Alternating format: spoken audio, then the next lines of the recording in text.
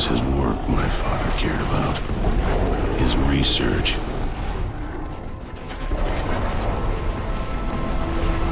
He tried to save his work. I tried to save him. Hello there, Sera from 17 once again, introducing you to my Gears of War 3 Insane Difficulty video walkthrough. This is Act 5, Chapter 5, entitled Ascension. We are in the Azura Tower. So this is not so much challenging, but a little bit overwhelming, because you're going to be taking on a hell of a lot of Locust, a hell of a lot of Lambent. There's a couple of opportunities where you can get a cheap death here or there, but for the most, this is nowhere near as challenging as some of the areas we've faced before, and you're kitted up at this moment so that you're pretty much equipped to take down anything. And if your team still have boom shots, they will be a force to be reckoned with, because it's unbelievable how powerful they are when they've got the power weapons. Even if they've got sniper rifles and torque bows, they're still good, but the boom shot seems to be the one you want, 'cause it seems to be the win button. Right here though, I always set off this conflict from this vantage point. I always take out the boomer as quickly as I can, and then I just pick them off at my leisure. But this is definitely an interesting firefight, because as you move up the stairs, more enemies spawn, Lambents turn up, it kind of gets crazy, but it's really fun. So it's one of those bits where I wouldn't mind dying on an area like this, because it's not unfair, it's fun, and that's the difference. The bloody siege beast where you have to defend for like 20 minutes while it parks up, that isn't fun. That isn't fair, and that's why it's hell, that's why it's awful, and that's why it's bullshit. And it's the same with the last boss, which is coming up in the next chapter. It isn't right. It's like it could have been such a cool boss. It could have been challenging while at the same time being innovative and being interesting and fun, and instead it goes from being fun to kind of boring to kind of bullshit in 3 phases of just absolute arse rapery, and it's awful. I'm not a fan at all. It's awful. It's like the innards of a beast. No, I just don't like it. And when you watch the video, you're going to know exactly why, because unless you play it on Insane and you get to where the last boss is and you take her on, you have no concept of how fast you can die. Because I've played it on hardcore with one other buddy, and the Theron guards that come up in the last phase of the boss, which are reinforcements with the screamers and what have you, they don't even pay attention to you.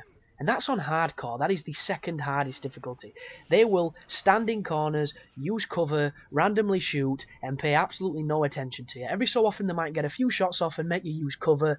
For the most, the garbage, they don't do a thing.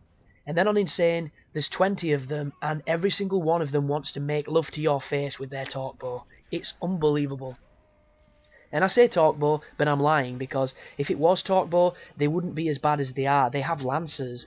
They have hammer bursts, so they're constantly hitting you with damage as opposed to charging something that takes a while to perform. And it's cruel. And especially when you consider that when you run out of ammo with the Hammer of Dawn, you have to go and pick more ammo up. And where the ammo is pretty much exactly where all the goddamn things are going to spawn, all the damn Therons. And it's terrifying and it's broken. But if you get up these stairs pretty quickly, you can get on the mortar launcher and you can kill a bunch of enemies before they get to you. Unfortunately, the Blood Mount got in, but if I'm completely honest, the Blood Mounts are absolute pussies now. They've been toned down so much from Gears 2. On Gears 2, they were lethal, they were dangerous, they were hellish. On this game, they're kind of like pussycats. They're really bad. I don't know what they've done, but I like it because it makes them easy. And what's going to happen here is once you've finished killing the rest of the Locust, the Lambent are going to turn up, and then you have to defend from then, and it just goes nuts. It's a really cool little exchange, and it's a really cool level. But there's one thing they could do to the last boss, and it'd be easy. It wouldn't be easy, sorry, but with the right strategy, you'd be able to beat it, and you'd be able to beat it in a comfortable manner, as opposed to this terrifying, battle of wits and battle of luck. And that one thing is what Gears of War 1 had, and that's an unlimited Hammer of Dawn. Introducing ammunition was the worst thing Epic ever did to the Hammer. It killed it. It killed it in multiplayer, and it killed it in the single player. And a lot of people probably think, hang on a second here, man. The Hammer of Dawn on the original Gears of War multiplayer was an absolute fucking nightmare. Because as soon as somebody grabbed it, they sat back in the furthest regions of the map, using it, just bringing random hammers down, randomly killing people, and some people got so good at it that they could instantly wipe the team out on the first mantle spot and silly things like that. And don't get me wrong, it kind of sucked when it happened to you. The reason why I'm kind of biased is because I was the guy using the hammer killing the people that were getting pissed off, so I didn't really mind. But I can understand where frustration comes from. But in the campaign, all it does is completely reduce whatever power the weapon had, and it turns it into a mockery of its former self. And this last boss that you're about to see in the next chapter, woohoo, is proof that something needs to change.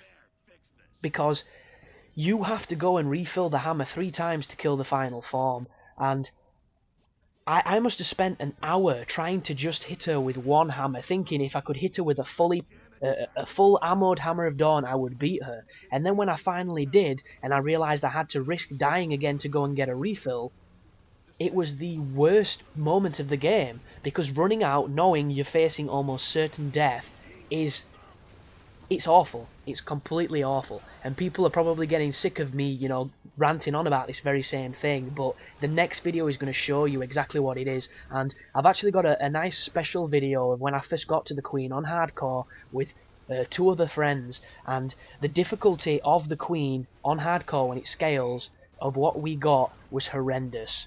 And on Insane, it's the exact same. The only difference is you're on your own. So this video is going to be unedited. All I'm going to take away from it is the loading screens. Everything else is going to be as it happened, and it's going to be 10 minutes of me getting insta-killed with 2 of my buddies.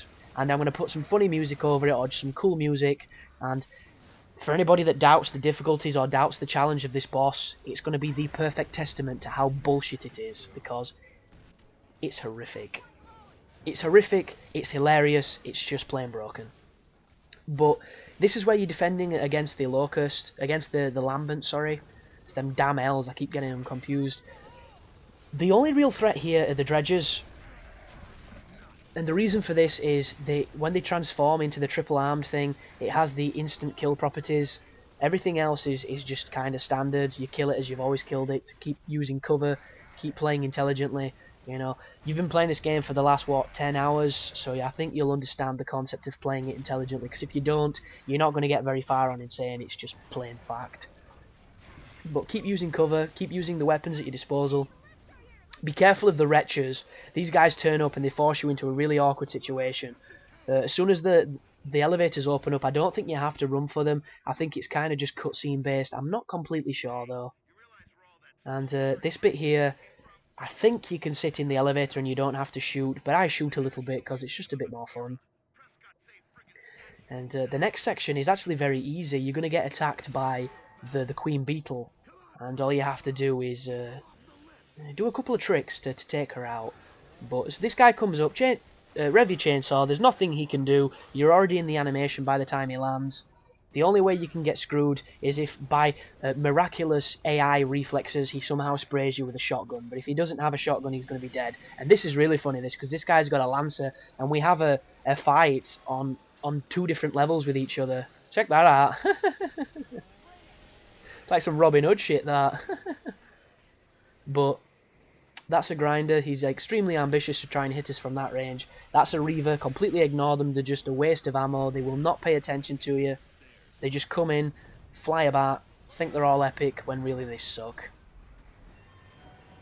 And unfortunately they do take out the elevator, so you have to get over there onto the other one, onto the lift, whatever you want to call it. And I can't mantle because that silly bitch is in the way, which is another frustrating part of the game.